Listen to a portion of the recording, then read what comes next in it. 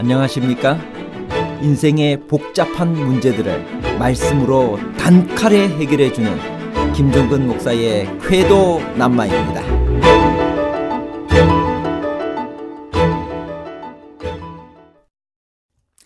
그 꼴이 도대체 뭐야? 왜 괜히 나한테 화풀이야? 내가 뭘 잘못했다고 나한테 야단이야? 그 정도 가지고 뭘 그래? 내가 언제 그랬어? 여러분, 이런 육에 속한 말을 들으면 기분이 어떤가요? 무슨 일이 있지? 화난 이유를 말해봐. 오늘 기분 상한 일이 있었구나. 왜 그렇게 화가 났어? 나한테 화났니? 여러분, 이런 하늘의 말을 들으면 기분이 어떤가요? 육에 속한 말을 들을 때 고상해질까요? 아니면 하늘의 말을 들을 때 우리의 품성이 고상해질 수 있을까요? 육에 속한 말과 하늘의 말에 대한 복잡한 문제를 하나님 말씀의 가르침으로 명쾌하게 해결해 드리겠습니다. 육에 속한 말이란 무엇일까요? 자연인을 육에 속한 사람이라고 했고, 영적으로 거듭나지 않은 세속적인 사람들이 사용하는 말을 육에 속한 말이라고 합니다. 하늘의 말이란 어떤 것일까요? 영적인 그리스도인은 구원받고 말씀을 매일같이 읽고 기도로 주님과 교제하며 하나님께 자기 몸을 드리고 말씀을 체계적으로 공부하여 자기의 은사대로 주님을 섬기는 사람입니다. 성령의 열매를 맺어 그리스도의 향기를 발산함으로써 많은 사람들을 세워주고 교회의 기둥으로서 자기 몫을 하는 사람입니다. 그는 세상을 사랑하지 아니하며 마음의 변화를 받고 하나님의 약속을 믿어 예수 그리스도의 다시 오심을 기다리며 삽니다. 이렇게 영에 속한 사람들이 사용하는 말을 하늘의 말이라고 합니다. 육에 속한 말을 하는 이유는 무엇일까요? 세상을 사랑하기 때문에, 세속화되어 있기 때문에, 영적인 일에는 전혀 관심이 없기 때문에, 자아가 살아있기 때문에, 경건치 않고 하나님 중심의 삶을 살고 있지 않기 때문에 육에 속한 말을 합니다. 어떻게 하면 하늘의 말을 할 수 있을까요? 탐욕을 버리고 신령한 것을 생각하면 가능합니다. 사랑하면 가능해집니다.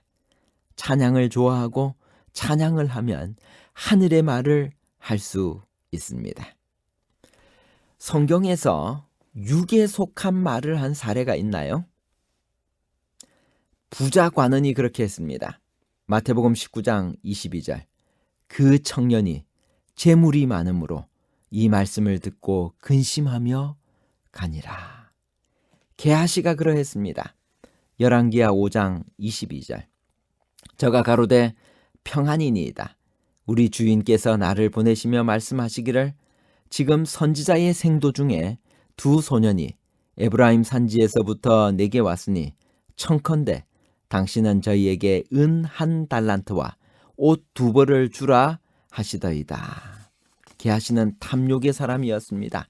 그래서 엘리사 선지자가 하지도 않았던 말을 전했고, 그는 이 탐욕으로 말미암아 육에 속한 사람이 되어 평생 문둥병 환자로 살았습니다. 아간입니다. 여호수아 7장 21절. 내가 노력한 물건 중에서 시날산의 아름다운 외투 1벌과 은 200세겔과 50세겔 중에 금덩이 하나를 보고 탐내어 취하였나이다. 보소서, 이제 그 물건들을 내 장막 가운데 땅속에 감추었는데 은은 그 밑에 있나이다. 발람이 그러했습니다. 민수기 22장 10절부터 있는 말씀입니다. 하나님이 발람에게 이르시되 너는 그들과 함께 가지도 말고 그 백성을 저주하지도 말라. 그들은 복을 받은 자들이니라. 부조와 선지자 439페이지에 있는 말씀. 발람은 불의의 삭을 사랑하였다. 하나님께서 우상 숭배라고 선언하신 탐욕의 죄는 발람을 기회주의자로 만들었으며 이 한 가지 죄를 통하여 사탄은 그를 완전히 지배하였다. 이것이 바로 그의 멸망을 초래했다. 육에 속한 말에서 벗어날 수 있는 비결은 무엇일까요? 첫 번째, 하늘에 속한 말을 해야 합니다. 골로새 4장 6절, 너희 말을 항상 은혜 가운데서 소금으로 맛을 냄과 같이 하라. 그리하면 각 사람에게 마땅히 대답할 것을 알리라. 두 번째, 세속적인 이득과 명예를 버려야 합니다. 세 번째, 권세욕에 빠지지 말아야 합니다. 네 번째, 사탄의 올무에서 빠져나와야 육에 속한 말에서 벗어날 수 있습니다. 하늘의 말과 연관된 한 예를 들겠습니다.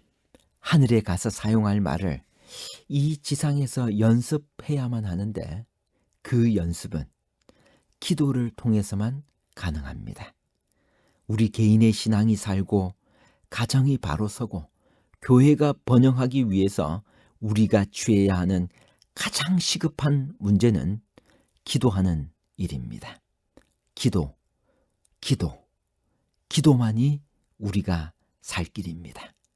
골방에서, 가정에서, 소그룹반에서, 교회의 모든 집회에서 열렬하게 기도하는 일이 시작되면 우리는 다시 살아나고 하늘의 말을 할 수 있습니다. 에스겔 골짜기에 마른 뼈들이 서로 맞추어지고 힘줄이 생기고 살이 붙고 생기가 들어가 큰 군대를 이루었듯이 우리도 큰 군대의 모습으로 세상을 향하여 서게 될 것이고 우리의 중차대한 사명을 삽시간에 끝낼 수 있을 것입니다. 기도를 하지 않는 사람은 실수를 하고 나서도 아무런 가책을 느끼지 못할 것입니다. 기도를 많이 하는 사람은 실수를 하기 전에 양심의 가책을 느낄 것이지만 말씀대로 순종할 수 있는 힘이 없을 것입니다. 기도를 아주 많이 하는 사람은 실수하기 전에 양심의 소리를 들을 것이요 말씀대로 살 수도 있는 힘도 얻을 것입니다. 땅을 버리고 하늘을 얻기 위하여 하늘의 말을 하기 위하여 하루 3번 정한 시간에 기도하고 나머지 모든 시간은 기도하는 마음으로 살아가는 기도의 사람이 됩시다. 기도를 통해서 하늘의 언어를 이 지상에서 체험해 보도록 합시다. 교회 증언 7권 243페이지입니다. 기도를 통한 성령의 도우심 없이는 우리의 모든 수고가 일시적이요 헛된 일이 될 것이다.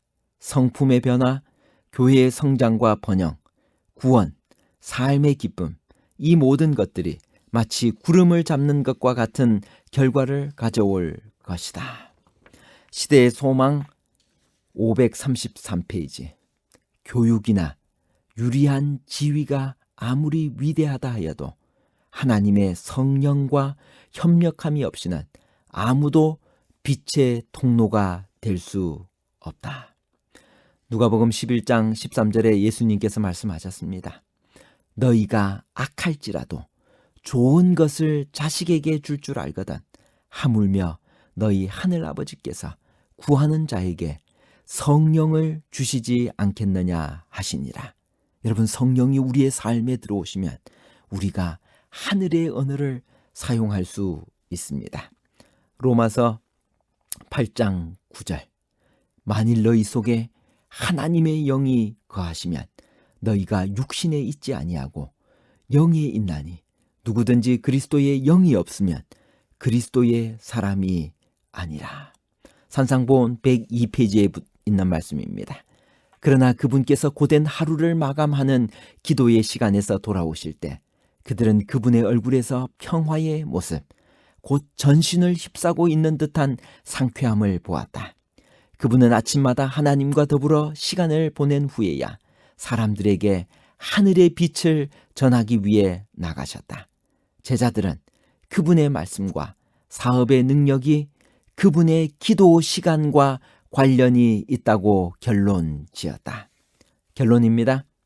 첫 번째, 육에 속한 사람은 탐욕의 사람입니다. 마태 19장 22절. 그 청년이 재물이 많음으로 이 말씀을 듣고 근심하며 가니라. 두 번째, 영에 속한 사람은 하늘에 속한 말을 합니다. 골로새 4장 6절. 너희 말을 항상 은혜 가운데서 소금으로 맛을 냄과 같이 하라. 그리하면 각 사람에게 마땅히 대답할 것을 알리라. 세 번째, 하나님의 성령이 우리와 함께 계시면 하늘의 언어를 말할 수 있습니다. 로마서 8장 9절. 만일 너희 속에 하나님의 영이 거하시면 너희가 육신에 있지 아니하고 영에 있나니 누구든지 그리스도의 영이 없으면 그리스도의 사람이 아니라. 말은 생명에서 생명에 이르게 하는 향기도, 사망에서 사망에 이르게 하는 악취도 될 수 있습니다. 그리하여 행동이 반복되면 습관이 되고, 습관은 품성을 이루게 되어 그 품성으로 말미암아 우리의 현세적인 또는 영원한 운명이 결정된다. 실물교훈 356페이지. 감사합니다.